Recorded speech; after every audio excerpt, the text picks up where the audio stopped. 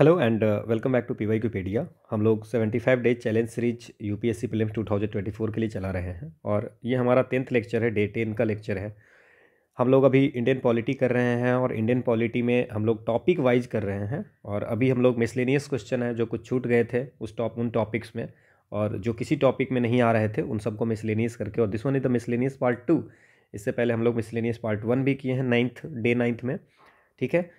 और इसमें हम लोगों ने बहुत सारी जो यूपीएससी एग्ज़ाम लेती है, सीडीएस, सीएपीएफ और भी बाकी सारे एग्ज़ाम लेती है, ईपीएफओ, है ना, उन सब के क्वेश्चन ट्राई किए हैं कि ऐड हो जाए। और कुछ क्वेश्चन जो छूट गए हैं वो बाद में हम लोग जब लास्ट में जब मिसलेनियस है उसमें हम लोग कुछ क्वेश्चन ऐड करेंगे। इवन जो करेंट अफेयर्स के क्वेश्चन हम लोग इन 10 दिनों में किए हैं इंक्लूडिंग टुडे, वो हम लोगों ने जो पॉलिटी की करेंट अफेयर्स जो पिछले एक साल में जो न्यूज़ में थी उसको हम लोगों ने इसमें कंसिडर किया है। कुछ क्वेश्चन हमने इसलिए भी छोड़े हैं क्योंकि सेम टाइप के क्वेश्चंस पूछे गए हैं पहले, तो रिपीट नहीं करने के कारण कुछ क्वेश्चन को छोड़े हैं, ठीक है। सो होपफुली आप लगभग सारी प्रीवियस ईयर क्वेश्चन जो पॉलिटी के थे जो इम्पोर्टेंट हैं वो आपको इसमें कवर हो चुकी है, ठीक है। सो इसकी पीडीएफ आपको टेलीग्राम चैनल PYQ_Pedia पे मिल जाएगी। और ये पॉलिटी की, जैसा मैंने कहा कि लास्ट क्लास है, इसके बाद हम लोग 20 दिनों के लिए हिस्ट्री स्टार्ट करेंगे, ठीक है। हिस्ट्री में आपको एंशियंट, मेडाइवल और मॉडर्न हिस्ट्री भी होंगी, एंड देन उसी में आर्ट एंड कल्चर के क्वेश्चंस भी हैं। इसकी शेड्यूल भी आपको अपलोड कर दी गई है, ठीक है। उसी के शेड्यूल के अकॉर्डिंगली चलेंगे, थोड़ा बहुत इधर उधर हो सकती है शेड्यूल का, ठीक है। सो चलिए हम लोग स्टार्ट करते हैं ये लास्ट पॉलिटी वाली सेशन को, ठीक है। सो पहला क्वेश्चन, ठीक है, तो क्या क्वेश्चन है कि कुछ लैंग्वेजेस दी हुई है और पूछा जा रहा है कि इसमें से कौन सी क्लासिकल लैंग्वेज घोषित की गई है गवर्नमेंट के द्वारा, ठीक है। सो इसमें गुजराती, कन्नड़ और तेलुगु दिया हुआ है। सो इसमें कन्नड़ और तेलुगु जो है सो आपको क्लासिकल लैंग्वेज है, गुजराती क्लासिकल लैंग्वेज नहीं है। सो आंसर हो जाएगा 2 and 3 ओनली। अभी जो 6 क्लासिकल लैंग्वेज है उसमें आपको सबसे पहले तमिल है ना, सबसे पहले तमिल को डिक्लेयर किया गया था क्लासिकल लैंग्वेज। 2004 में तमिल को किया गया था, 2005 में संस्कृत को किया गया है, फिर कन्नड़ को किया गया 2008 में, फिर तेलुगु को किया गया 2008 में, तेलुगु को भी। मलयालम जो है, मलयालम ये 2013 में, और उड़िया जो है सो उड़िया 2014 में किया गया। तो सबसे लेटेस्ट अगर बात करें तो उड़िया को किया गया था 2014 में। ये जितनी भी आपको लैंग्वेजेज हैं वो सारी आपको 8th शेड्यूल में जो 22 लैंग्वेज है ना, उसमें ये सारी लैंग्वेज हैं, ठीक है। और कौन डिसाइड करता है कि ये कौन सी लैंग्वेज क्लासिकल लैंग्वेज होगी? तो ये अपना मिनिस्ट्री ऑफ कल्चर है, मिनिस्ट्री ऑफ कल्चर डिसाइड करती है कि, और ये कैसे, इनकी कुछ गाइडलाइन है, गाइडलाइन के अकॉर्डिंगली किस लैंग्वेज को क्लासिकल लैंग्वेज घोषित की जा सकती है जिनकी हिस्ट्री जो है सो कम से कम 1500 से 2000 वर्ष पुरानी हो। तो पहले तो ये है। दूसरा क्या है कि उसकी जो लिटरेचर्स होंगी, टेस्ट होंगी, जो टेक्स्ट होंगी, है ना, वो एक वैल्यूएबल हेरिटेज होगी for the generations of the speakers, है ना। तो ये चीज़ होंगी। दूसरी बात है कि जिनकी जो लिटरली ट्रेडिशन जो होगी वो ओरिजिनल होगा, वो कहीं और से, किसी और स्पीच कम्युनिटी से बोरोड नहीं होगी, है ना।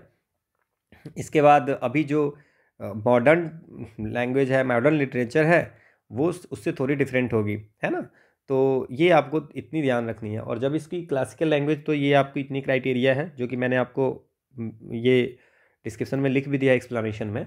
और फिर इसमें क्या है कि जब अगर किसी लैंग्वेज को क्लासिकल लैंग्वेज घोषित करने पे फ़ायदा क्या होती है, तो फिर जो हमारी ह्यूमन रिसोर्स डिपार्टमेंट मिनिस्ट्री है ना, वो क्या करती है, उनको कुछ बेनिफिट देती है कि जो 2 एनुअल इंटरनेशनल अवार्ड जो होती हैं, है ना, उस पर्टिकुलर लैंग्वेज के लिए मिलती है, ठीक है ना। और एक आपको उसकी स्टडी के लिए एक सेंटर ऑफ एक्सेलेंस खोली जाती है उस क्लासिकल लैंग्वेज के लिए।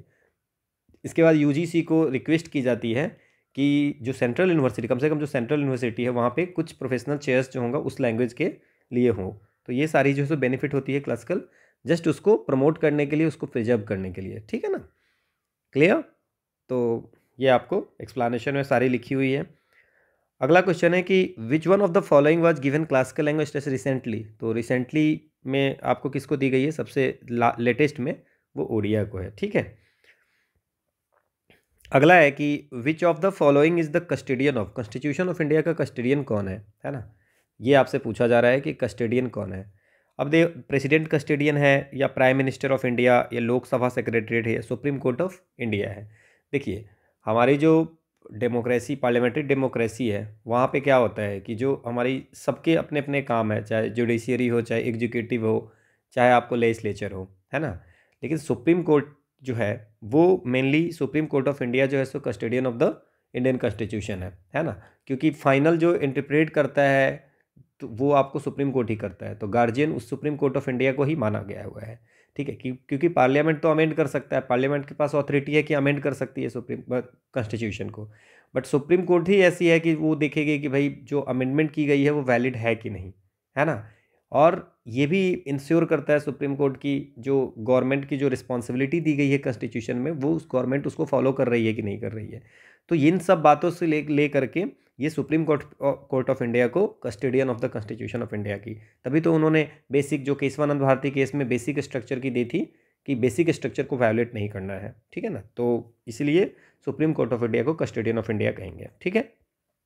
अगला क्वेश्चन है कि जो 9th शेड्यूल इंट्रोड्यूस किया गया कॉन्स्टिट्यूशन में, वो उस समय प्राइम मिनिस्टर कौन थे? जवाहरलाल नेहरू थे, लाल बहादुर शास्त्री थे, इंदिरा गांधी और मोरारजी देसाई। तो जब 9th शेड्यूल कब की गई थी, अगर आपको ये पता होगा तो आप इसको आराम से कर सकेंगे। देखिए पहला अमेंडमेंट एक्ट होती है, फर्स्ट कॉन्स्टिट्यूशनल अमेंडमेंट होती है। तो फर्स्ट कॉन्स्टिट्यूशनल अमेंडमेंट 1951 में होती है, और उसी 1951 में जो अमेंडमेंट होती है उसी में 9th शेड्यूल एक बनाई जाती है, ठीक है ना। तो 9th शेड्यूल जो है सो, और जो 9th शेड्यूल में जो लॉ होंगी वो आपको कोर्ट में चैलेंज नहीं की जा सकती, ठीक है।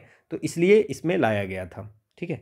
तो ये आपको पहला, जो उस समय कौन थे प्रधानमंत्री, जवाहरलाल नेहरू थे, ठीक है। तो उस समय 13 ऐसे लॉ को इसमें डाला गया था। ऐसा बेसिकली इसको ये किया गया था, जमींदारी सिस्टम को एबोलिश करने के लिए लाया गया था, है ना। और 9th शेड्यूल को लाने के लिए हमें एक आर्टिकल ऐड किया गया था 31B और 31A, है ना। और इसमें क्या था कि जो जमींदारी सिस्टम को ख़त्म करने की बात हुई थी, ठीक है। और 13 थे। अभी जो अगर बात करें तो 284 लॉ जो है जो टोटल अभी 9th शेड्यूल में जा चुके हैं। लेकिन सुप्रीम, ये तो आपको कोर्ट में चैलेंज नहीं हो सकता, ये बात हुई थी, बट एक केस होती है, आयर कोयलो केस होती है, ठीक है ना। आयर कोयलो केस में सुप्रीम कोर्ट 2007 में ये केस होती है, उसमें सुप्रीम कोर्ट ये कहती है कि ठीक है 9th शेड्यूल में जो भी लॉ जो डाला गया है आफ्टर 24 अप्रैल 1973, है ना, आफ्टर 24, क्योंकि 24 अप्रैल 1973 को आती है केशवानंद भारती का जजमेंट, है ना। तो उसको आपको जुडिशियल रिव्यू किया जा सकता है अगर वो वायलेट कर रहा है, ठीक है, आर्टिकल 14, 19 और 21 को, ठीक है, समझ में आ गया। तो ये आपको ध्यान रखना है, इतनी ये एक्सप्लेनेशन है। अगला क्वेश्चन है कि the parliament of India can place a particular law in the 9th schedule of the constitution of India. Parliament जो है सो किसी भी लॉ को आपको 9th शेड्यूल में डाल सकता है, तो ये तो बिल्कुल सही है, हम लोग बात भी कर लिए हैं इसका। The validity of a law placed in the 9th schedule can not be examined by any court and no judgment can be made on it. कोई कोर्ट के द्वारा एग्जामिन नहीं किया सकता है, मैंने आपको ये बता दिया है, आयर कोलो केस, है ना। सुप्रीम कोर्ट ने कहा है कि उसको अगर फंडामेंटल राइट को या बेसिक स्ट्रक्चर ऑफ कॉन्स्टिट्यूशन को अगर वायलेट कर रहा होगा तो उस लॉ का जुडिशियल रिव्यू हो सकता है। तो ये गलत हो गया, सो 1 इज द आंसर, ठीक है, ये एक्सप्लेनेशन है।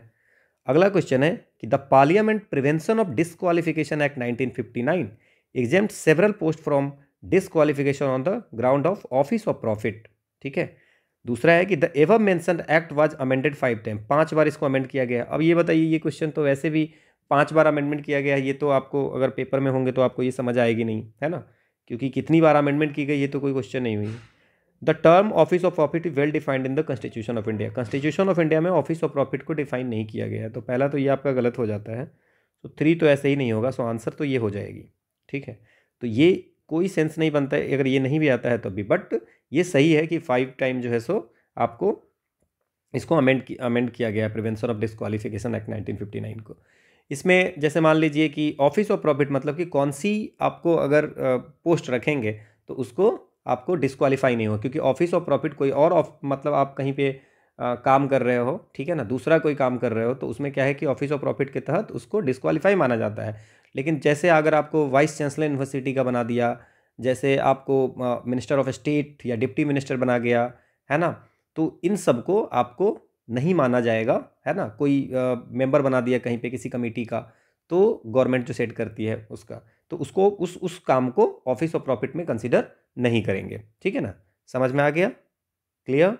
तो ये बिल्कुल ये सही है। और ये भी सही है, ठीक है ना। तो कब कब हुआ था? 1960 में इसको अमेंड किया गया, 1992 में किया गया, 1993 में किया गया, 2006 में किया गया और 2013 में किया गया, ठीक है, 5 बार किया गया। ये एक्सप्लेनेशन है। अगला क्वेश्चन है कि in India which of the following review the independent regulators in sector like telecommunication, insurance, electricity, etc. कौन इसको रेगुलेट करता है ना? इंडिपेंडेंट रेगुलेटर्स को की काम को कौन रिव्यू करता है ना? तो ad hoc committee set up by the parliament, या parliamentary department related standing committee, या फाइनेंस कमीशन करती है, या financial sector legislative reform commission, या नीति आयोग करती है।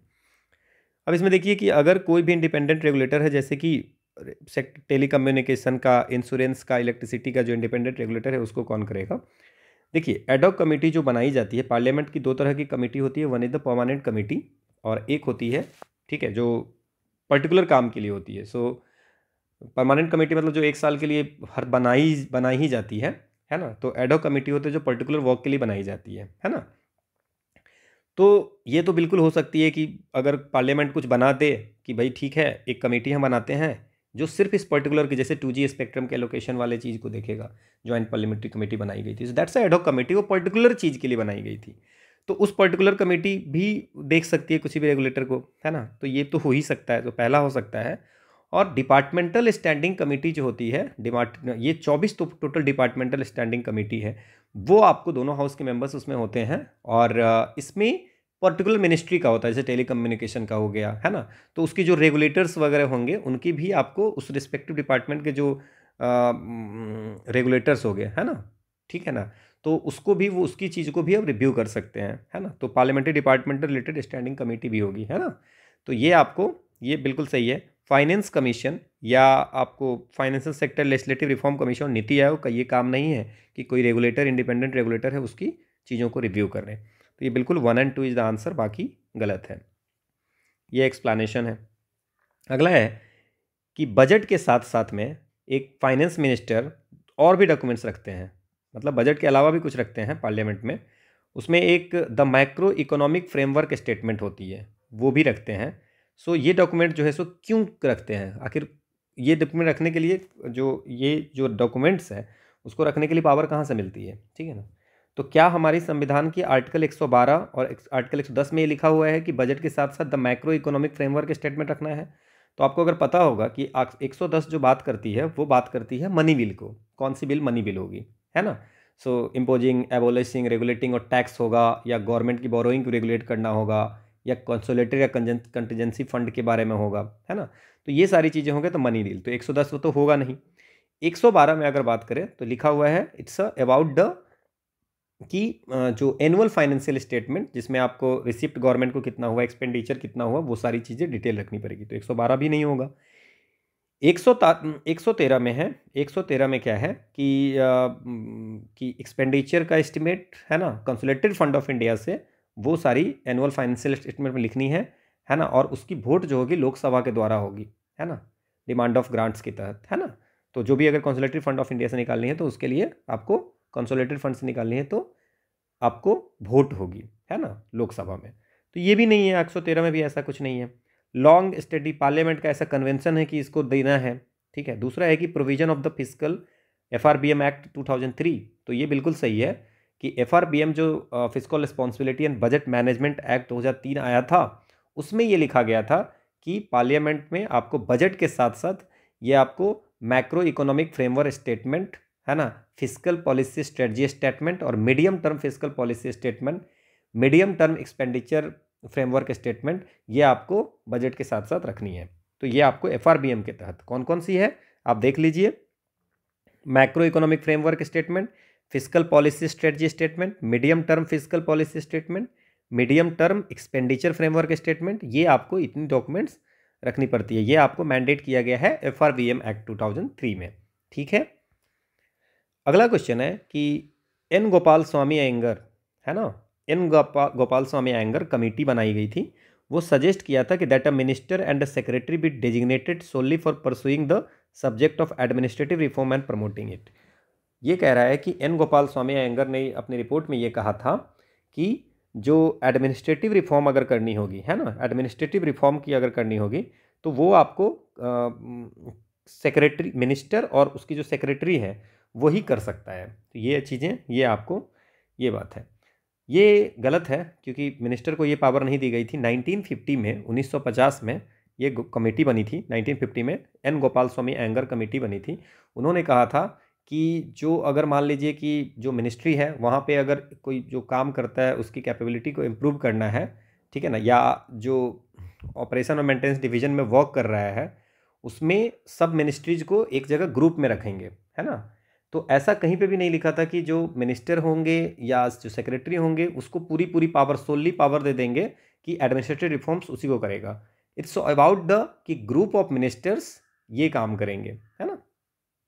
ठीक है ना, समझ गए। तो इन्होंने ये सजेशन दिया था, ये एक रिपोर्ट दिए थे, उनका नाम था reorganisation of the machinery of central government. वहाँ पे इन्होंने कहा था कि मिनिस्ट्री की ग्रुपिंग होनी चाहिए और पूरी जितनी पर्सनल्स होंगी जो एडमिनिस्ट्रेटिव, वो सारी कि कैसे आपको जो लोग काम करते हैं उसके इम्प्रूवमेंट को कैसे बढ़ाया जा सकता है, तो ठीक है, और ऑपरेशन एंड मेंटेनेंस डिवीजन की वर्किंग को कैसे ठीक की जा सकती है। बट आपको ये भी समझ में इस क्वेश्चन को पढ़ के भी आनी चाहिए कि मिनिस्टर को और सेक्रेटरी को पूरा पावर ये नहीं दिया जा सकता है कि एडमिनिस्ट्रेशन रिफॉर्म वही करेगा, तो ऐसा तो कोई सजेस्ट करेगा नहीं। तो ये तो पहला गलत हो गया। 1970 में the department of personal was constituted on the recommendation of the administrative reform commission, ARC की जो पहली थी, है ना, 1966 में जो एआरसी आई थी, है ना, उसकी रिकमेंडेशन थी कि प्राइम मिनिस्टर ऑफ के अंदर में एक डिपार्टमेंट ऑफ पर्सनल करनी चाहिए। तो हमने पिछले क्लास में पढ़ा था कि डिपार्टमेंट ऑफ पर्सनल जो है वो कैबिनेट सेक्रेटरी में सेटअप हुई थी और उसको प्राइम मिनिस्टर ऑफिस के अंदर में रखी गई थी, है ना। और ये जो है sir based on the recommendation of the administrative ARC 1966। तो ये बिल्कुल सही है आपका। So 2 only is the answer. ये एक्सप्लेनेशन। अगला है कि according to the constitution of India the central government has a duty to protect state from the internal disturbance. ये ड्यूटी है स्टेट की कि आपको, सेंटर की, कि स्टेट को प्रोटेक्ट करे अगर उनके अंदर कोई इंटरनल डिस्टर्बेंस हो। तो ये संविधान में आर्टिकल 355 में लिखा हुआ है कि आपको itself with the duty of the union to protect every state against external aggression and internal disturbance. अगर एक्सटर्नल कोई खतरा हो या इंटरनल डिस्टर्बेंस होगा तो ये सेंटर यूनियन की ड्यूटी है कि स्टेट को प्रोटेक्ट करेगा, ठीक है। और ये भी इंश्योर करना है, 355 में ये भी लिखा हुआ है कि ये भी इंश्योर करना है कि जो स्टेट की गवर्नमेंट हो वो कॉन्स्टिट्यूशन में जो प्रोविजन है उसके अकॉर्डिंग चले, ठीक है ना। ठीक है, नहीं चलेगा तो फिर आपको प्रेसिडेंट रूल्स हैं, ठीक है। तो ये बिल्कुल आपको सही है, ये यूनियन की ड्यूटी है। दूसरा क्या है, the constitution of India exempts the state from providing legal counsel to a person being held for. Constitution of India में ये लिखा हुआ है, इसमें बोला है कि कॉन्स्टिट्यूशन ऑफ इंडिया में ऐसा लिखा हुआ है कि लीगल काउंसिल आपको उस पर्सन को, अगर किसी पर्सन को प्रिवेंटिव डिटेंशन में आप रख रहे हो तो उसको लीगल काउंसिल देना है, ठीक है। तो आर्टिकल 22 है ना, आर्टिकल 22 में हमें लिखा हुआ है protection against arrest and detention in certain cases, ठीक है। तो इसमें कहा गया है कि इसमें जो आर्टिकल 22 में लिखा हुआ है कि किसी भी पर्सन को अगर अरेस्ट करना है या डिटेन करना है ना, तो आप उसको नहीं कर सकते हो बिन अरेस्ट या डिटेंड या कस्टडी में नहीं रख सकते हो बिना उसको इन्फॉर्म किए हुए, ठीक है, कि किस ग्राउंड पे आप उसको अरेस्ट कर सकते हो, है। एंड फिर उसको आपको लीगल प्रैक्टिशनर अपने चॉइस को चूज करने के लिए भी आपको देना है कि जिससे चाहेगा वो कर सकता है। तो ये तो 22 में लिखा हुआ है, 1 में 22 के 1 में ये चीज़ लिखी हुई है। अब इसमें क्या है, अगर मान लीजिए इसके बाद उसमें ये भी लिखा हुआ है कि 2 में लिखा हुआ है कि अगर किसी को आप डिटेन कर रहे हो, अरेस्ट कर रहे हो, कस्टडी में ले रहे हो ना, तो उसको आपको नियरेस्ट जो मजिस्ट्रेट होंगे उसको 24 घंटे के अंदर उसके पास में आपको लेके जाना पड़ेगा, ठीक है ना। और उसमें जाने आने का जो टाइम है उसको एक्सक्लूड करके, ठीक है, समझ में आ गया, है ना। तीसरा में लिखा हुआ है कि अगर मान लीजिए किसी को, है ना, किसी टाइम बीइंग में ऐसा होगा, अगर प्रिवेंटिव डिटेंशन में होगा, है ना, किसी को, या अगर आपको किसी को ऐसे एनिमी एलियन हो गए, है ना, तो उसको अगर आपको करना पड़ेगा तो ये सारी चीज़ें जो 1 और 2 में लिखी हुई है कि आप उसको काउंसिल देनी है या आपको उसको मजिस्ट्रेट के पास ले जानी है 24 घंटे के अंदर, या उसको इन्फॉर्म करनी है ग्राउंड, ये बताना है। तो ये 3 में लिखा हुआ है कि ये सारी चीज़ें अप्लाई प्रिवेंटिव डिटेंशन पे नहीं होगी, ठीक है ना। तो ये आपको बिल्कुल लीगल काउंसिल देना ये हमेशा सही नहीं है, ठीक है। अब है कि according to the prevention of terrorism act 2002 confession of the accuse before the police can not be used as the terrorism. ये प्रिवेंशन ऑफ टेररिज्म एक्ट में लिखा हुआ है कि अगर confession of accuse before police के सामने जो कन्फेशन होगी उसको एविडेंस नहीं मानी जाएगी, ठीक है। तो पोटा एक्ट है, प्रिवेंशन ऑफ टेररिज्म एक्ट 2002, वहाँ पे लिखा हुआ है सेक्शन 32 में, है ना, कि a confession made by a person before a police office not lower in rank than the CSP, SP से कम का होगा अगर, है ना, तो उसको एडमिसेबल नहीं होगा, ठीक है ना। तो ये बिल्कुल before the police can not be use as the evidence, ठीक है। तो ये बिल्कुल सही है। So only 2 is the answer. ये एक्सप्लेनेशन है। अगला क्वेश्चन है, नेशनल फ्लैग इंडिया के बारे में कुछ है कि नेशनल जो फ्लैग कोड ऑफ इंडिया 2002 में आया था उसके रिलेटेड कुछ स्टेटमेंट है। तो क्या है कि one of the standard size of the national flag of India is 600 nanometre mm into 400 mm, ठीक है ना। तो ये आपको बोल रहा है कि one of the standard size ये है। दूसरा है कि the ratio of the length to the height width of the flags जो 3:2 होगा, ठीक है ना। तो इसमें कौन सी सही है? जैसे फ्लैग कोड जो इंडिया में आई थी उसमें हाइट और इसकी विथ जो है सो 3:2 थी, तो ये तो बिल्कुल सही है आपका। लेकिन जो फ्लैग की साइज़ है वो टोटल 9 है, आपको 9 टाइप के साइज़ हैं, है ना, 9 स्टैंडर्ड साइज़ हैं। उसमें आपको जो 9 स्टैंडर्ड साइज़ है उसमें 6300 इंटू 4200 है, इसके बाद 3600 इंटू 2400 है, ये ऐसे करके हैं आपको। 900 इंटू 600 है ना, 450 इंटू 300 है, 225 इंटू 150 है, 150 इंटू 100 है। ये सब स्टैंडर्ड साइज है ना। तो 600 इंटू 400 मिलीमीटर ये साइज़ कुछ ऐसा नहीं है, 9 स्टैंडर्ड साइज हैं टोटल। तो बी इसका आंसर हो जाएगा, डी आंसर हो जाएगा। पहला इनकरेक्ट है, दूसरा सही है। ये एक्सप्लेनेशन है, देख लीजिए आप। अगला क्वेश्चन है कि which of the following are matters on which constitutional amendment is possible only with the ratification of the legislature of not less than 1/2 of the state. कौन सा ऐसा अमेंडमेंट है जिसको करने के लिए, है ना, सिर्फ पार्लियामेंट की लेजिस्लेशन से काम चलेगा नहीं, उसको आपको क्या करना पड़ेगा, स्टेट की जो स्टेट की लेजिस्लेचर है, स्टेट लेजिस्लेचर है, उसकी हाफ ऑफ द स्टेट, है ना, हाफ ऑफ स्टेट अपने लेजिस्लेचर से क्या करेगा, उसको रेटिफाई करेगा, है ना। तो इसके लिए कौन सी चीज़ें चाहिए? देखिए, जो फेडरल कैरेक्टर को चेंज करेगा, है ना, जैसे मान लीजिए कि इलेक्शन ऑफ प्रेसिडेंट है ना, तो इलेक्शन ऑफ प्रेसिडेंट है, तो इलेक्शन ऑफ प्रेसिडेंट के लिए आपको इलेक्शन ऑफ प्रेसिडेंट में चूंकि स्टेट और सेंटर दोनों का योगदान है, तो उसमें क्या है कि उसमें अगर कुछ अमेंडमेंट करना होगा कॉन्स्टिट्यूशनल अमेंडमेंट, तो आधे स्टेट का रेटिफिकेशन भी चाहिए होगा। ये तो बिल्कुल सही है। दूसरा है कि अगर पार्लियामेंट में जो स्टेट की रिप्रेजेंटेशन है उसको चेंज करना है, तो आपको, क्योंकि स्टेट का उसमें भी बात आ गई, तो उसमें आपको क्या है कि रेटिफिकेशन की ज़रूरत पड़ेगी। अगर 7वां शेड्यूल में अगर किसी लिस्ट को चेंज करना है, जैसे मान लीजिए स्टेट वाली लिस्ट को आप कोई भी चीज़ काट करके लाना है, इधर कर दोगे, चाहे कॉन्कुरेंट को आप कहीं पे ऐड कर रहे हो, तो उसके लिए रेटिफिकेशन ऑफ द स्टेट की चाहिए, आधे स्टेट की रेटिफिकेशन चाहिए, ठीक है। तो ये तीनों है।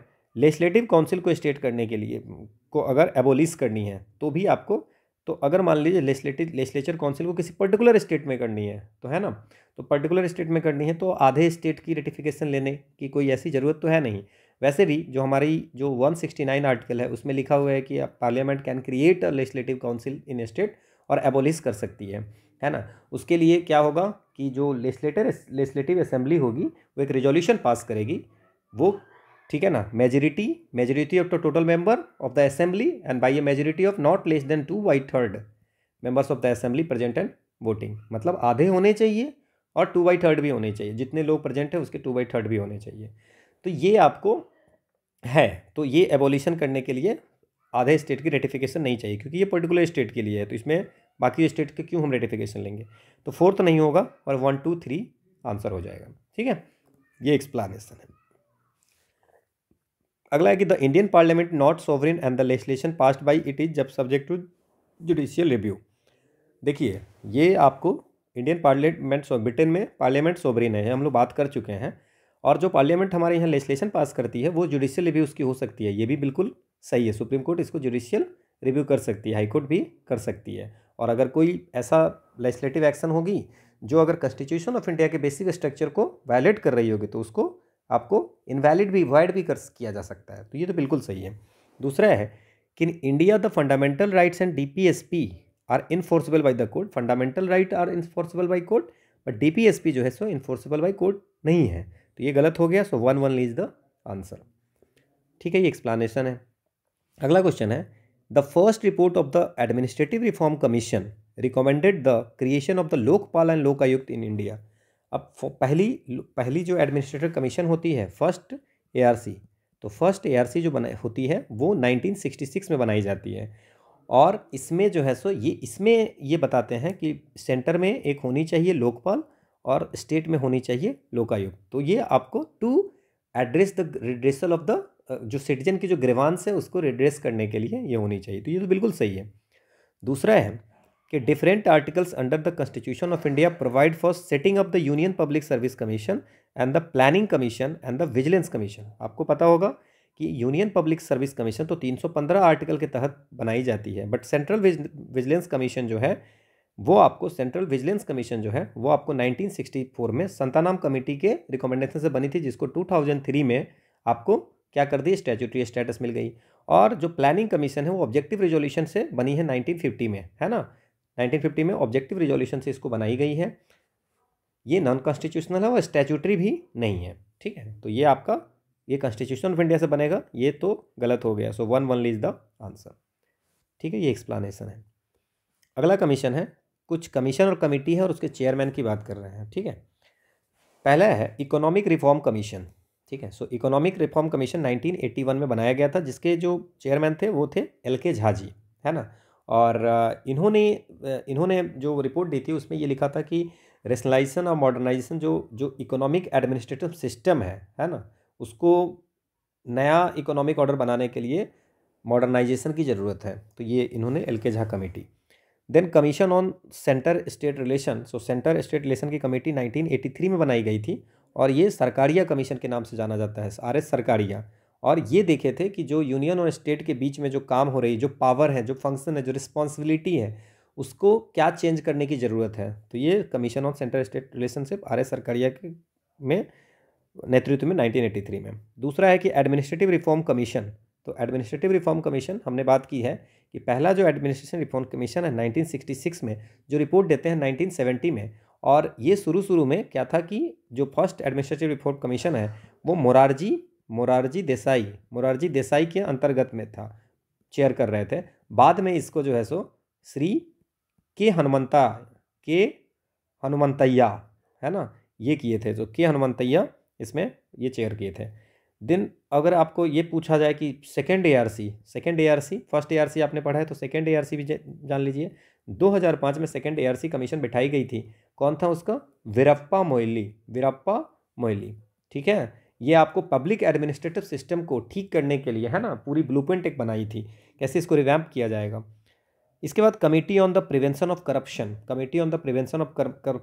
ये आपको पता ही है कि 1962 में बनाया गया था, जिसके हेड थे के संथानाम, है ना, के संथानाम थे। और इन्होंने रिकमेंडेशन दी थी और उसी रिकमेंडेशन पे बनाया गया था कि कैसे आपको करप्शन को हटाना है। तो उसमें आपको CBC की गठन की बात हुई थी, सेंट्रल विजिलेंस कमीशन।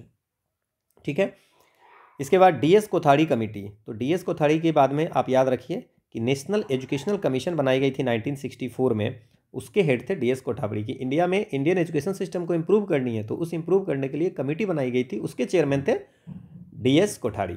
ठीक है, तो ये आप सब जान गए, तो इसके आंसर C आपका होगा। ठीक है, ये एक्सप्लेनेशन है। अगला क्वेश्चन है कि सेकेंड एडमिनिस्ट्रेटिव रिफॉर्म कमीशन के कौन थे आपको, तो मैंने अभी बात की थी कि सेकेंड एडमिनिस्ट्रेटिव रिफॉर्म कमीशन के जो हेड थे वो कौन थे, M वीरप्पा मोइली। ये अभी हमने थोड़ी देर पहले पिछले क्वेश्चन में बात की थी।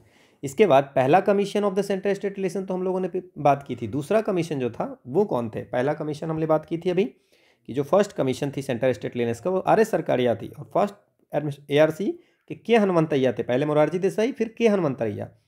अब इसमें पूछ रहा है कि second commission on state relation कब बनी थी और उसके चेयरमैन कौन थे। तो इसके चेयरमैन थे जस्टिस मदन मोहन पंची। यहाँ पे 13 फाइनेंस कमीशन का पूछा गया है, तो 13 फाइनेंस कमीशन का पूछा गया है, बट 13 फाइनेंस कमीशन हम लोगों को इम्पोर्टेंट नहीं है ना। विजय केलकर।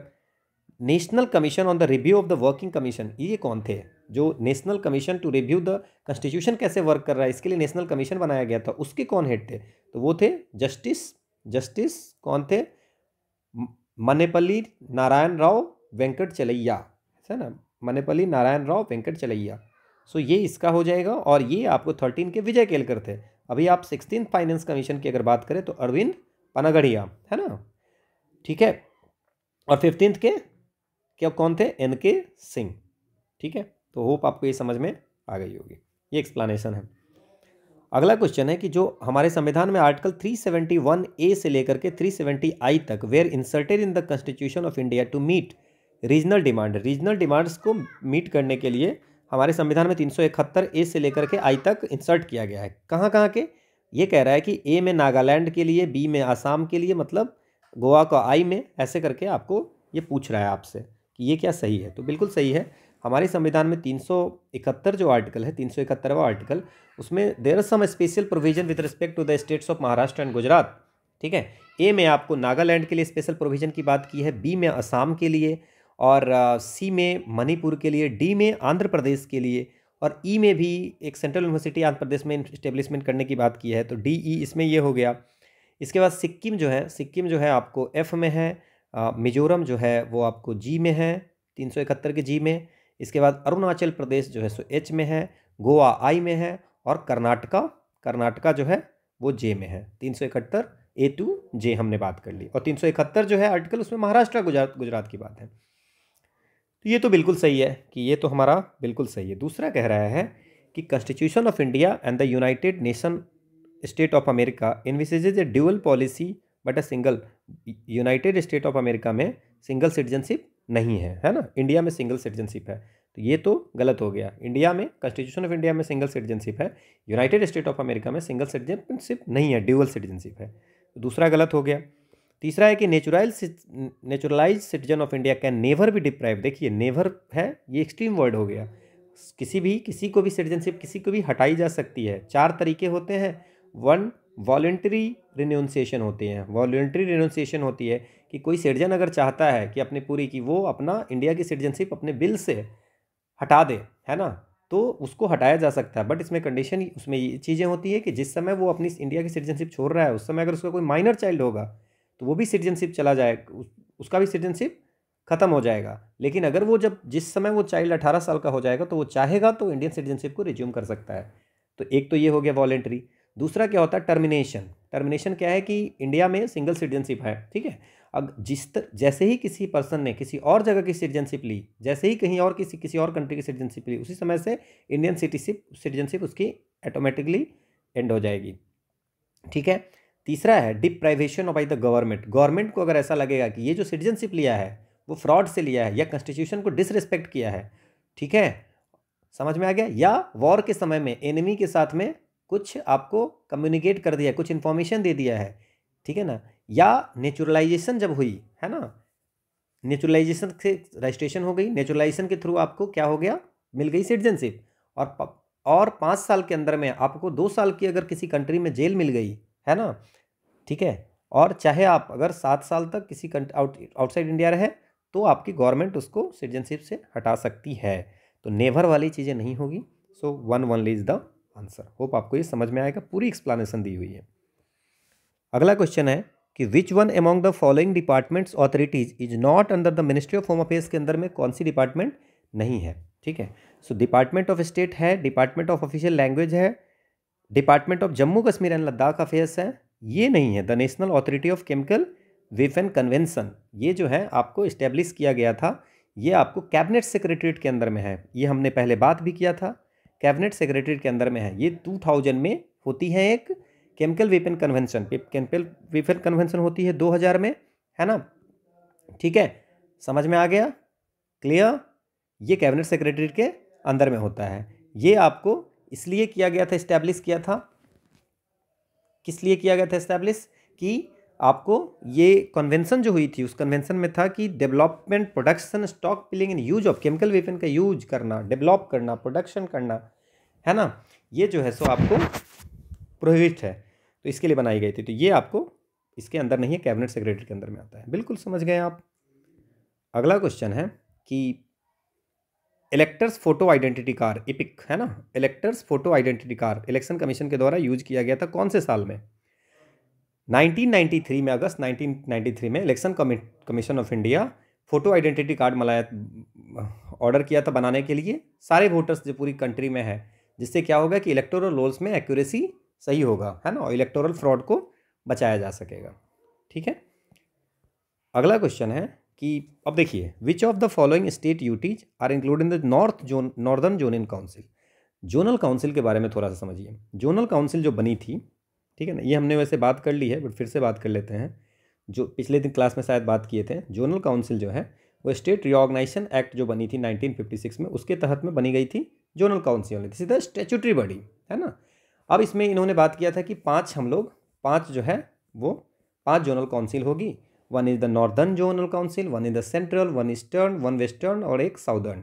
बाद में 1972 में ये आपको नॉर्थ ईस्टर्न काउंसिल एक्ट आई थी। नॉर्थ ईस्टर्न काउंसिल एक्ट 1972 में, वहाँ पे आपको नॉर्थ ईस्टर्न के लिए एक बनाई गई थी। टोटल अभी कितने हो गए? 6 हो गए। ठीक है, तो इसमें पूछ रहा है कि नॉर्थर्न जोनल काउंसिल में कौन कौन है। तो नॉर्थर्न जोनल काउंसिल में जो आपके हैं वो हैं, नॉर्थर्न जोनल काउंसिल में हरियाणा है, देन आपको पंजाब है, हिमाचल प्रदेश है, देन फिर आपको राजस्थान है, एनसीटी दिल्ली है, यूटी चंडीगढ़ है ना, ठीक है, जम्मू एंड कश्मीर है। ठीक, तो ये सारी जो है सो आपकी इसमें आती है नॉर्दर्न में। तो ये आंसर आपकी बी हो गई। बाकी मैंने सारी डिटेल आपको दे दी है कि कौन इसमें जोनल काउंसिल में। अगला है कि 106th कॉन्स्टिट्यूशनल अमेंडमेंट बिल। देखिए, एक्ट अगर पूछेगा कि 106th कॉन्स्टिट्यूशनल अमेंडमेंट एक्ट, तो आप आराम से कह दोगे कि जो नारी शक्ति वंदन अधिनियम है वो है। बट आपसे पूछ रहा है कि 106वां बिल कौन सा है, 106 कॉन्स्टिट्यूशनल अमेंडमेंट बिल कौन सा था। तो ये ट्राइबल गवर्नेंस के था, कोऑपरेटिव सोसाइटी था, अमेंडमेंट ऑफ आर्टिकल 311 या ऑफिस ऑफ प्रॉफिट। तो 2006 में एक आती है, 2006 में ये आई थी 106th अमेंडमेंट बिल। और इन्होंने कहा था कि जो हमारे संविधान में पार्ट 9B को इंसर्ट करना है, विच इज क्या था, कोऑपरेटिव। और ये जो बिल थी वो became act as a 97th constitutional amendment act 2011। ठीक है, ये बिल बन गई, है ना, बिल बन गया एक्ट।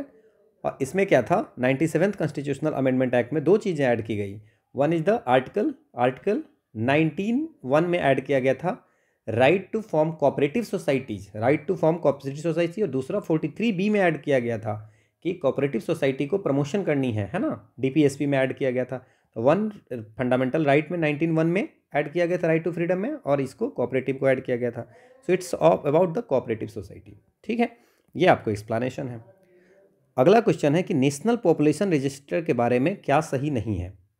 तो NPR is the first step towards the creation of National Register of Indian Citizen. It is being created under the provision of Citizenship Act 1955 and Citizenship Rule 2003 as amended from time to time. बिल्कुल, देखिए NPR जो है so एक digital database of demographic data of around 120 crore personal has been created. NPR जो है India में जितने भी लोग हैं जो यूजुअल रेसिडेंट्स ऑफ कंट्री है उसकी पूरी लिस्ट है, डाटाबेस है।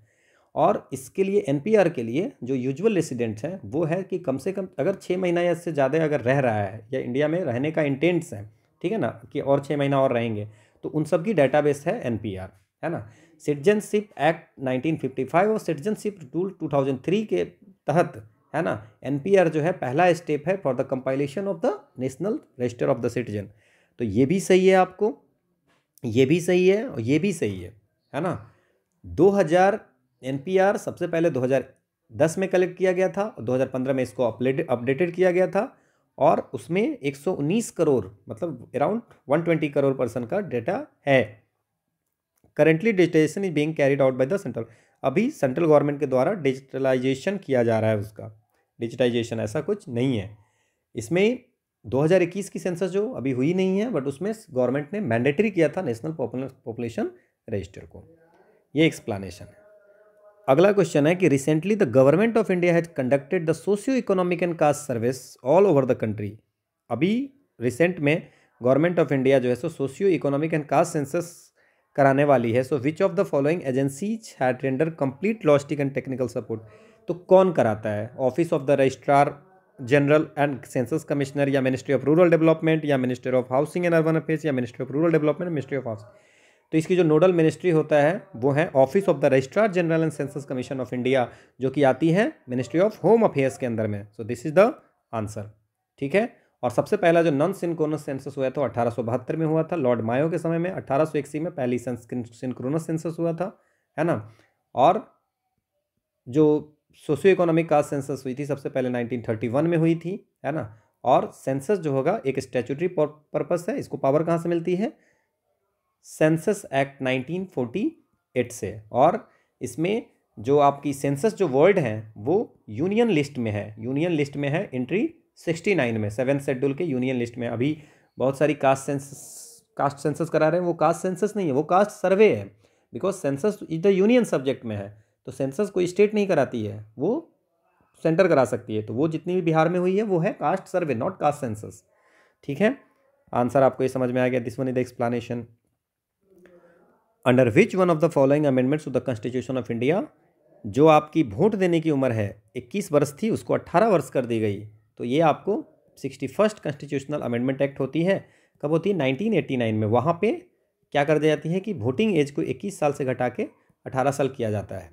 72वां में 42वां को मिनी कॉन्स्टिट्यूशन बोलते हैं, 1976 में हुआ था। 44वां 1978 में हुआ था। ये सब आपको सब पता है। 72वां जो है सो 1992 में होता है। इसमें जो शेड्यूल ट्राइब के लिए त्रिपुरा स्टेट असेंबली में रिजर्वेशन के लिए जो आपको बनाया गया था, प्रोविज़न था। ठीक है ना। तो ये आपको आंसर 61st हो गया। ये एक्सप्लेनेशन है। अगला क्वेश्चन है कि under the constitution of India which of the following statement are correct, कौन सा सही है?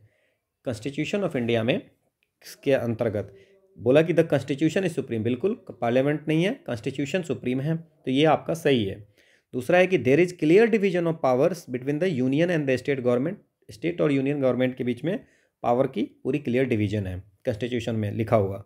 Amendment to the constitution have to follow the prescribed process, अगर आपको कॉन्स्टिट्यूशन में अमेंडमेंट करना है तो एक प्रोसेस को फॉलो करना पड़ेगा, ये भी सही है। The union parliament and the state legislature are sovereign, मैंने अभी बात किया था कि पार्लियामेंट ब्रिटेन में सोवरिन है, इंडिया में पार्लियामेंट सोवरिन नहीं है, तो ये तो गलत हो गया। ये क्या है कि the preamble of to the constitution can not be invoked to determine the ambit of the fundamental, ये भी आपका गलत है। So answer should be 1, 2 and 3 only. ठीक है, ये आपको हो गया। So this is all about the polity portion and even polity हमारा खत्म हो गया। अब हम लोग नेक्स्ट जो सब्जेक्ट करेंगे वो हिस्ट्री करेंगे। So let's start the current affairs portion, जो पॉलिटी के करंट अफेयर्स हम कर रहे हैं पिछले 1 साल का, वो देखते हैं। सो पहला क्वेश्चन है, एक the principle of laicite is recently in the news. Laicite क्या होती है? Principal of लेसाइट। सो लेसाइट जो होता है ये आपको फ्रांस में यूज होती है ये टर्म। ये एक्चुअली इसका मतलब होता है कि जो स्टेट और चर्च का पूरी तरह से सेपरेशन हो, है ना, फॉर्मल सेपरेशन ऑफ ये। ठीक है ना।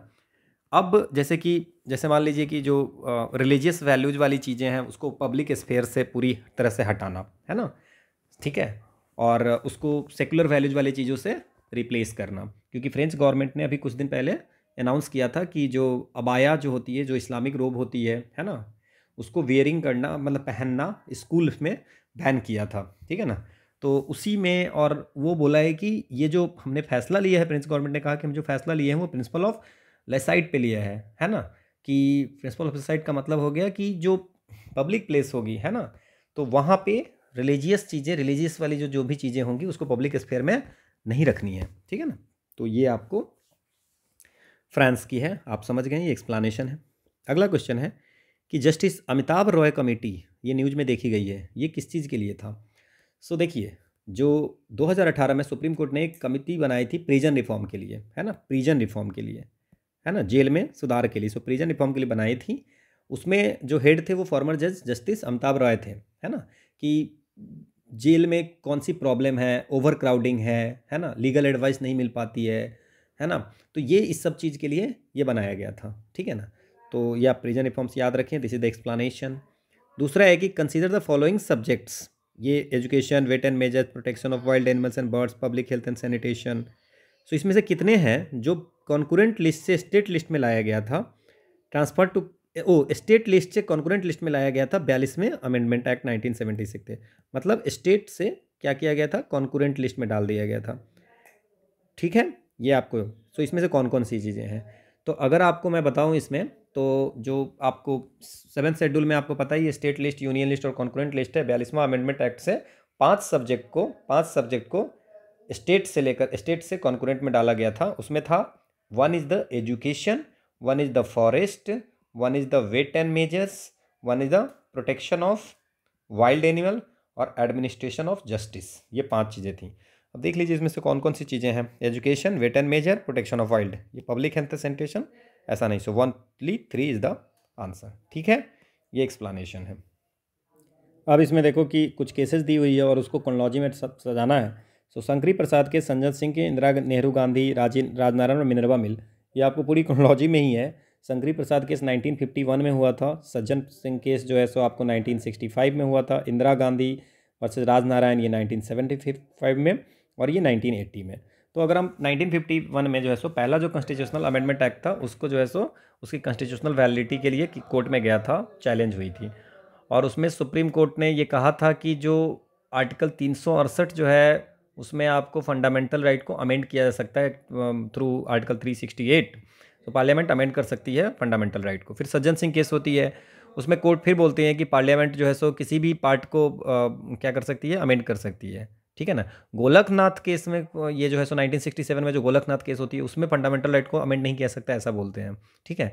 और फिर इंदिरा गांधी, जो इंदिरा नेहरू गांधी वर्सेस राजनारायण केस होती है उसमें 39th कॉन्स्टिट्यूशनल अमेंडमेंट जो होती है, 39th कॉन्स्टिट्यूशनल अमेंडमेंट एक्ट, जिसमें ये था कि प्राइम मिनिस्टर का जो चुनाव होगा, है ना, उसको जो इलेक्शन डिस्प्यूट होगा वो आपको जुडिशियल रिव्यू में नहीं जा सकता है, वो कोर्ट में चैलेंज नहीं हो सकता है। तो उसको इंदिरा गांधी केस में, राजनारायण केस में 39th कॉन्स्टिट्यूशनल अमेंडमेंट एक्ट को इनवैलिडेट किया था सुप्रीम कोर्ट ने। मिनर्वा मिल केस जो था उसमें क्या है कि पार्लियामेंट फंडामेंटल राइट को अमेंड कर सकता है to implement the directive principle, DPSP को इम्प्लीमेंट करने के लिए। ठीक है, बट बेसिक स्ट्रक्चर का वायलेशन नहीं होनी चाहिए। तो ये सारी है और दिस इज द क्रोनोलॉजी। ठीक है, ये आपको पूरी एक्सप्लानेशन है। यहाँ पे एक क्वेश्चन है कि जो sexual harassment of work women at work place है उसके बारे में कुछ स्टेटमेंट है कि इसमें क्या है कि हर स्टेट को एक ऑफिसर हर डिस्ट्रिक्ट में अपॉइंट करना है। तो ये बिल्कुल सही है, हर स्टेट को करना है। जो supreme court Vishakha versus state of Rajasthan case में 1997 में एक विशाखा गाइडलाइन दी थी जो बाद में sexual harassment at work place बन गई थी। ठीक है, 2013 में जिसको लाया गया था। तो अब इसमें क्या है कि इसमें सेक्सुअल हरासमेंट को ऐसा किया गया है कि कोई भी अनवेलकम एक्ट होगा, जैसे फिजिकल कांटेक्ट हो गया, सेक्सुअल एडवांसेज, डिमांड और रिक्वेस्ट फॉर सेक्सुअल फेवर, है ना, सेक्सुअली कलर्ड रिमार्क्स अगर कर रहे हो, पोर्नोग्राफी दिखा रहे हो, है ना, ठीक है, कोई भी verbal non verbal conduct of sexual nature होगा वो सब सेक्सुअल हरासमेंट में आ जाएगा। इसमें कहा गया था कि हर कंपनी जहाँ पे 10 या 10 से ज़्यादा लोग होंगे वहाँ पे एक बनानी पड़ेगी इंटरनल कंप्लेन कमेटी, है ना, इंटरनल कंप्लेन कमेटी बनाई होगी जिसकी पावर जो होगी सिविल कोड के बेस पे होगी, सिविल कोड के इक्विवेलेंट होगी। और इसमें कम से कम 4 मेंबर होंगे और इसमें से आधे कम से कम शुड बी वुमेन, आधा कम से कम वुमेन होनी चाहिए। ठीक है, और जो प्रिसाइडिंग ऑफिसर होगा, है ना, वो वुमेन होंगी, और वो जो सीनियर लेवल वर्क जो जहाँ पे जिस कंपनी में होगा उस पर सीनियर लेवल पे जो काम कर रही होंगी वो होंगी। इसके बाद उसी में एक चीज़ लिखा हुआ है, तो आईसीसी तो लिखा ही हुआ है, एक लिखा हुआ है कि हर डिस्ट्रिक्ट में एक लोकल कमेटी बनेगी एलसी, जहाँ पे अगर मान लीजिए कोई विमेन है जो वैसे फॉर्म में काम करती है जहाँ पे लेस देन 10 एम्प्लॉई है, या कोई इनफॉर्मल सेक्टर में काम कर रही है, जैसे डोमेस्टिक वर्कर हो गई, है ना, डोमेस्टिक वर्कर्स हो गई, तो वो सब उस डिस्ट्रिक्ट में जाकर के लोकल कमेटी के पास में कंप्लेन कर सकती है, रिटन कंप्लेन। लेकिन वो 3 से 6 महीने, जिस दिन सेक्सुअल हरासमेंट वाली इंसिडेंट होती है उस विदिन 3 to 6 मंथ में किसी भी कमेटी के पास जा सकती है। अगर 10 से ज़्यादा है एम्प्लॉई तो इंटरनल कंप्लेंट के कमेटी के पास जाएंगे, और 10 से कम मेंबर है अगर जैसे डोमेस्टिक वर्कर है तो लोकल कमेटी के पास जाएंगे। So it mandates every district in the country to create a local committee to receive complaints from women working forms with less than 10 employ. बिल्कुल सही है। Places visited by employ for work fall under the definition of work place prescribed by this act. जो employee काम करने के लिए place, जिस place पे विजिट करती हैं, जैसे डोमेस्टिक वर्कर किसी घर में जाती है तो वो उसके लिए वर्क प्लेस हो गया। तो ये बिल्कुल सही है कि जहाँ पे कोई जो एम्प्लॉई होंगे जो काम करने के लिए जहाँ पे जाएगा उसको वर्क प्लेस बोलेंगे। सो तीनों का तीनों सही है। This is the explanation. Okay, so that's all about the current affairs. Now let's start with the CSAT portion. चलिए ठीक है, स्टार्ट कीजिए। पहला क्वेश्चन पूछ रहा है कि कितने जीरो होंगे, है ना, इसको अगर मल्टीप्लाई करेंगे तो। मैंने आपको कुछ दिन पहले बताया था कि जीरो डिपेंड करता है कितने 5 और कितने 2 है। जितने 5 होंगे और जितने 5 और 2 की पेयर होंगी उतने जीरो होंगे। सो इसमें देखते हैं क्या होगा। 1 × 5 है, 10 को 5 × 2 लिख सकते हैं, इसको 5 × 3 लिख सकते हैं, इनको 5 × 2 × 2 लिख सकते हैं, इनको 5 × 5 लिख सकते हैं, इनको 5 × 3 × 2 लिख सकते हैं, फिर 5 × 7 लिख सकते हैं, फिर 5 इंटू टू लिख सकते हैं, फिर इसको 5 इंटू थ्री लिख सकते हैं 45 को, 5 इंटू टू लिख सकते हैं 50 को, 5 इंटू 11 लिख सकते हैं, और 5 इंटू 3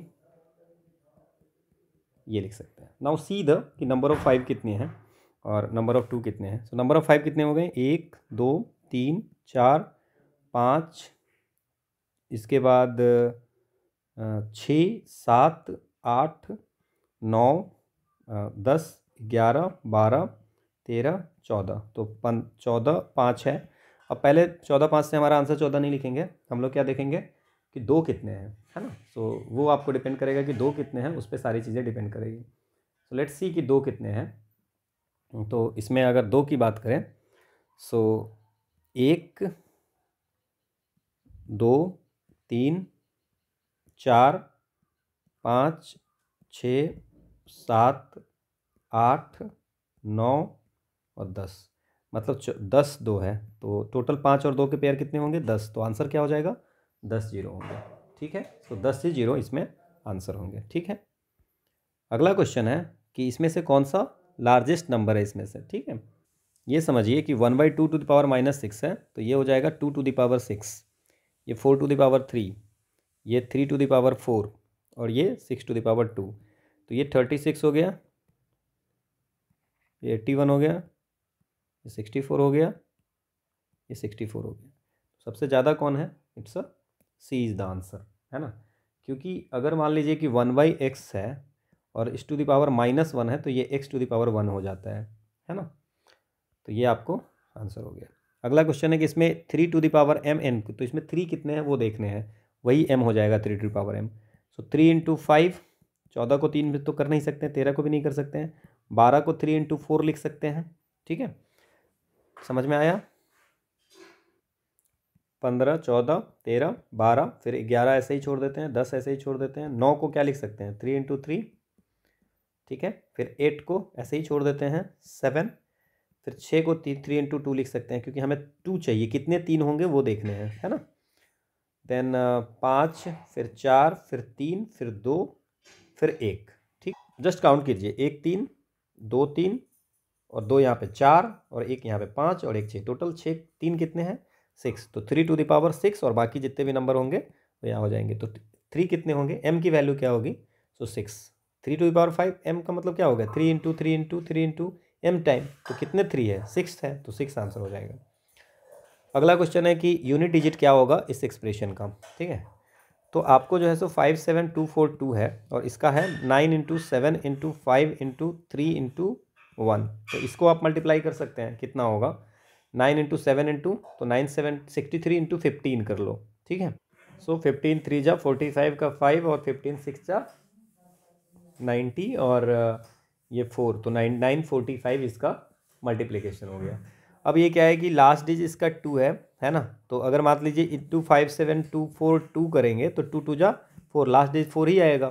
तो इसी तरह अगर मान लीजिए 2 जो लास्ट डिजिट है इसका 2 है, तो 2 to the power 945 करते हैं। नाउ 2 की साइक्लिसिटी देखिए क्या होता है कि 2 to the power 1 2, 2 to the power 2 हो जाएगा 4, 2 to the power 4 कितना हो जाएगा 8, और 2 to the power 4 क्या हो जाएगा, ये 6, और 2 to the power 5 फिर 2 हो जाएगा, तो 4 के बाद फिर से ये 2 हो जाएगा, फिर 2 to the power 6 करेंगे तो यही हो जाएगा।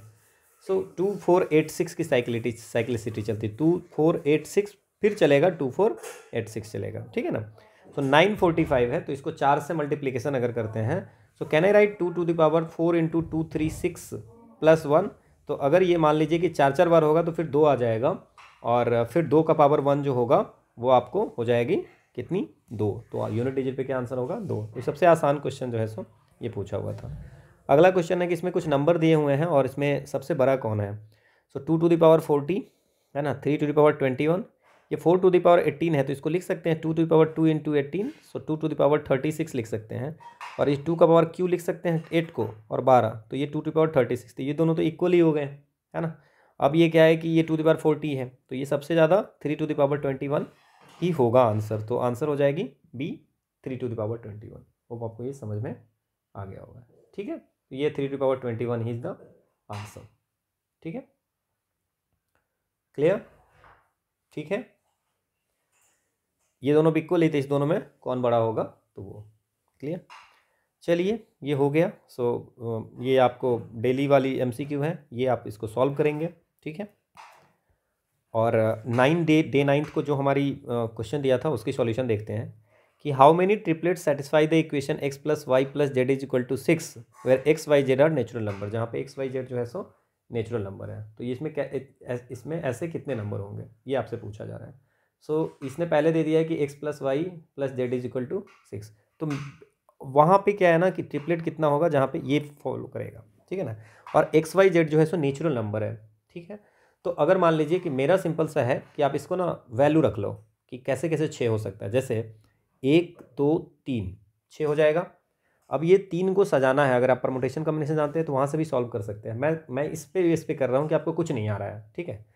सो 1 3 2 कैन आई राइट, ठीक है। 2 1 3 2 3 1, फिर यहाँ पे 3 रखते हैं, पहला डिजिट 1 रखा, फिर 2 3 को उल्टा किया, फिर 2 रखा, फिर 1 3 को, फिर 3 रखा, फिर यहाँ पे 1 2 लिख सकते हैं और 3 2 1 लिख सकते हैं। तो 2 4 6, तो 6 तो यही हो गए हैं, ठीक है। तो 6 ऐसे नंबर हो, 6 ये हो गए। अब आप इसमें समझिए कि इसके बाद कैसे सम कर सकते हैं। 4 1 1 लिख सकते हैं क्या, 4 1 1 नेचुरल नंबर है, 0 तो लिखनी नहीं है, 4 1 1 है, ठीक है।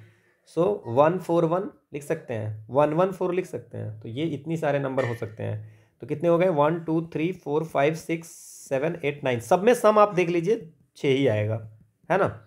और एक और आप कर सकते हैं 2 2 2, तो ये कितने पॉसिबल हैं।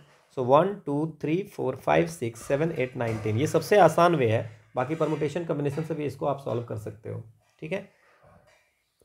अगला क्वेश्चन है कि लीडर ऑफ अपोजिशन के बारे में कुछ लाइन दी हुई है, उसमें से कौन सा सही है। Leader of opposition, so leader of opposition जो है वो आपको कॉन्स्टिट्यूशनल पोस्ट है क्या, नहीं है ना।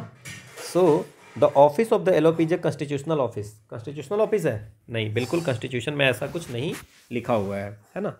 बट हर हाउस में एक होते हैं लीडर ऑफ अपोजिशन, और जो लार्जेस्ट अपोजिशन पार्टी होती है, जिनको कम से कम पूरे हाउस की जो स्ट्रेंथ है उसकी 1/10 सीट मिलनी चाहिए, तब होते हैं। The leader of the largest opposition party having not less than 1/3 of the seat of the total strength of the house is recognise as the LOP in that house, ठीक है। अभी की सिचुएशन अगर बताएंगे तो उसमें ऐसा कुछ एक भी ऐसी पार्टी नहीं है जिसकी 1/10 हो। दो लोकसभा से 16वीं और 17वीं में कोई लीडर ऑफ अपोजिशन नहीं थे, है ना। लीडर ऑफ लार्जेस्ट पार्टी थे, लीडर ऑफ अपोजिशन नहीं थे, ठीक है ना। इनको स्टेचुटरी रिकॉग्निशन मिली थी आपको लोकसभा और राज्यसभा में लीडर ऑफ अपोजिशन का, वो 1977 में। क्लियर, समझ में आया। अब क्या है इसमें, the LOP is also entitle to salary allowance and other facility equivalent to the cabinet minister के इक्विवेलेंट, उनको सैलरीज वगैरह मिलती है। इनको शैडो प्राइम मिनिस्टर भी बोलते हैं, शैडो प्राइम मिनिस्टर या अल्टरनेटिव प्राइम मिनिस्टर भी इसको बोलते हैं लीडर ऑफ अपोजिशन के। अभी हमारे जो पार्लियामेंट है वहाँ पे कोई भी लीडर ऑफ अपोजिशन लोकसभा में नहीं है, क्योंकि किसी भी पार्टी के पास में 1/10 स्ट्रेंथ नहीं है पूरे टोटल सीट के, ठीक है। तो आंसर 2 और 3 हो जाएगा, ठीक है। तो ये आपको एक्सप्लेनेशन है। अगला क्वेश्चन देखते हैं कि the recent amendment in the medical termination of pregnancy act 1971 has legalise abortion up to 20 weeks in case of substantial foetal abnormality, 20 week तक आपको अलाउ की गई है। तो ये तो गलत है पहले ही, क्योंकि जो medical termination of pregnancy act है 1971, इसको एक्सटेंड करके टाइम लाइन को 20 से 24 कर दी गई है ना। तो ये तो पहले ही गलत हो गया। दूसरा है कि marital rape is recognise one of the condition for abortion in India, marital rape को भी एक कंडीशन 2021 में ये चेंज हुई थी। तो ये आपको 2 आंसर होगा, क्योंकि मैरिटल रेप को रिकॉग्नाइज किया गया है। अब इसमें क्या है कि जैसे कोई विमेन है जो सेक्सुअल रेप या असॉल्ट का जो सर्वाइवर्स हैं, या कोई माइनर्स हैं, या वीमेन विद डिजेबिलिटीज़ है, उनको भी इंक्लूड किया गया। 24 वीक तक प्रेगनेंसी को टर्मिनेट करा सकते हैं। या जो वीमेन होंगी जिसको सब्सटेंशियल फर्टल एबनॉर्मलिटीज़ होंगी, या कोई डिजास्टर इमरजेंसी में होगी, है ना, या प्रेगनेंसी के ड्यूरिंग में अगर मैरिटल स्टेटस चेंज हो जाती है, जैसे विडो हो जाती हैं, डाइवोर्स्ड हो जाती हैं, तो उसमें इसके बाद इसमें 24 वीक जो किया गया है वो आपको जो सुप्रीम कोर्ट ने ये आपको मैरिटल रेप को भी एक कंडीशन माना है, ठीक है ना। और ये सारी वीमेन के लिए है, इर्रेस्पेक्टिव ऑफ मैरिज, शादी हो ना हो, वो 24 वीक तक की प्रेगनेंसी की जो एबॉर्शन वाली ले सकते हैं। एवरी वीमेन के लिए एलिजिबल है। ये पूरी एक्सप्लेनेशन आपको दी गई है। So it's all about the today's session.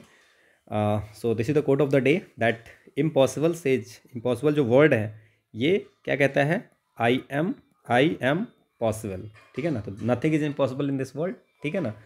So keep studying and thank you all for watching. This is the Telegram channel जहाँ पे आपको ये मिल जाएंगी PDF, और नेक्स्ट क्लास से will start with the history portion. So thank you. Ancient history हम लोग start करेंगे। Thank you.